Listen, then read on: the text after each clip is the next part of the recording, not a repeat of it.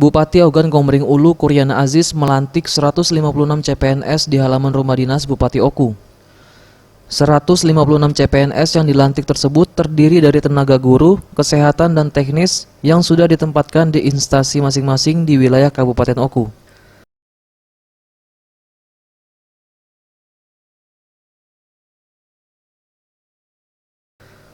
Menurut Kepala BKSDM Oku Mirdaili, untuk keseluruhan masih 80% menjadi ASN. Nantinya setelah dilaksanakan prajabatan baru ke 156 CPNS yang dilantik resmi jadi ASN di pemerintah daerah Oku.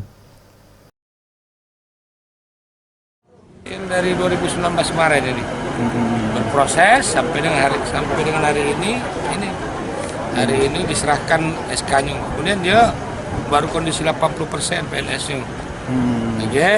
Setelah mereka prajabatan baru 100% pegawai. Ini benar kata Bupati, masih uji coba. Kalau tidak disiplin mudah diberhentikan.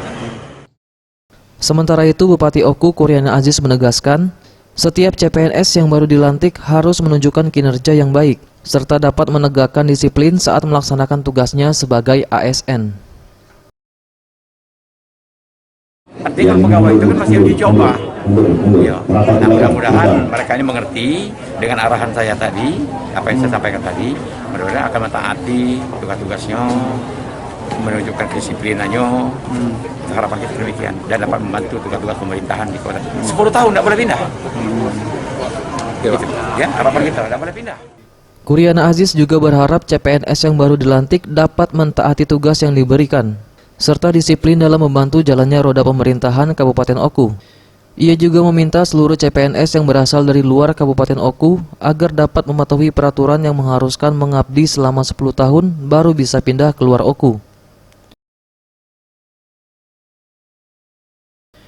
Bagus Mihargo, Sriwijaya TV.